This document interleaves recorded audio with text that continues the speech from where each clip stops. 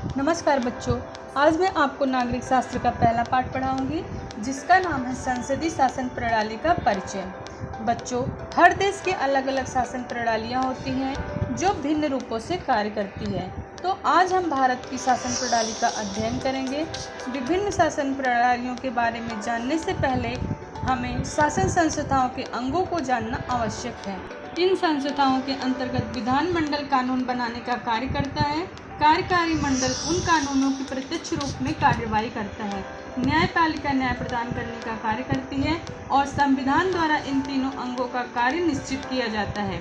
इनकी सीमाएं तथा संबंध निर्धारित किया जाता है। इस शासन प्रणाली के दो प्रमुख प्रकार हैं, संसदीय शासन प्रणाली और अध्यक्षीय शासन प्रणाली। अब हम संसदीय शासन प्रणाली के बारे में पढ़ेंगे। संसदीय शासन प्रणाली इंग्लैंड में विकसित हुई। वहाँ का संविधान आज भी अलिखित है। इंग्लैंड में पार्लियामेंट्री शासन प्रणाली थी और भारत ने इसी शासन प्रणाली को अपनी संसदीय शासन प्रणाली के रूप में स्वीकार किया। इसी कारण भारत और इंग्लैंड की शासन प्रणाली में समानता पाई जाती है। बच्चों, अब हम संसदीय शासन प्रणाली के बारे में जानकारी प्राप्त करेंगे। यह एक शासन चलाने की प्रणाली है। केंद्रीय शासन प्रणाली के विधानमंडल को संसद कहा जाता है। भारत में राष्ट्रपति, लोकसभा और राज्यसभा को मिलाकर संसद का निर्माण होता है। लोकसभा के प्रतिनिधियों का चुनाव जनता द्वारा होता है। लोकसभा के चुनाव का समय निर्धारित होता है। इस चुनाव में सभी राजनीतिक दल भाग लेते हैं और जिसे बहुमत प्राप्त होती है उसी दल की सरकार बनती है। कई बार एक दल बहुमत सिद्ध नहीं कर पाता है। ऐसे में कई राजनीतिक दल मिलकर बहुमत सिद्ध करते हैं।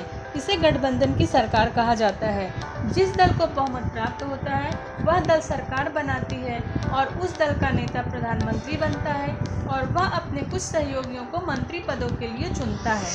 प्रधानमंत्री और उसका मंत्रिमंडल कार्यकारी मंडल कहलाता है, जो अपने कार्यों और नीतियों के लिए विधानमंडल के प्रति उत्तरदायी होता है। इसे ही उत्तरदायी शासन प्रणाली कहते हैं। यदि विधानमंडल अथवा संसद को ऐसा लगता है कि कार्यकारी मंडल विधि के अनुसार कार्य नहीं कर रहा है, तब संसद अविश्वास प्रस्ताव लाकर कार्यकारी मंडल को सत्ता से हटा देता है। बच्चों, क्या आपको पता है कि भारत ने इस संसदीय शासन प्रणाली को क्यों स्वीकार किया? इस शासन प्रणाली को स्वीकार करने के कुछ महत्वपूर्ण कारण है। सबसे पहला कारण है कि जब भारत में इस संसदीय संस्था का निर्माण किया गया, उस समय भारत में ब्रिटिश शासन काल था और ब्रिटिश भारत में इसी शासन प्रणाली का प्रयोग करते थे। आज़ादी के उपरांत भारत ने इसी शासन प्रणाली को स्वीकार किया क्योंकि इस प्रणाली से वे प्रभावित थे। अब हम अध्यक्षीय शासन प्रणाली के बारे में पढ़ेंगे। यह शासन चलाने की दूसरी मुख्य प्रणाली है। अध्यक्षीय शासन प्रणाली मुख्य रूप से अमेरिका में विकसित है। इसके अंतर्गत राष्ट्रपति का चुनाव जनता द्वारा किया जाता है। शासन संस्थाओं के तीन अंग विधानमंडल, कार्यकारी मंडल और न्यायपालिका स्वतंत्र रूप से कार्य करती है, पर इनके कार्यों में एक सूत्रता होती है। इस शासन प्रणाली की निम्नलिखित विशेषताएं हैं।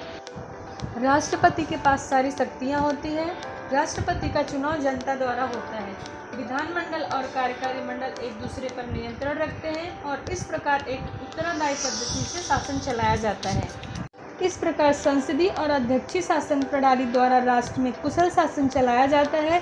बच्चों, आपने इस पाठ में जाना कि किस प्रकार संसदीय और अध्यक्षीय शासन प्रणाली कैसे कार्य करती है और इसकी क्या विशेषताएं हैं। अगले पाठ में हम भारत की संसद की संरचना और उसकी कार्यप्रणाली और उसकी भूमिका आदि का अध्ययन करेंगे।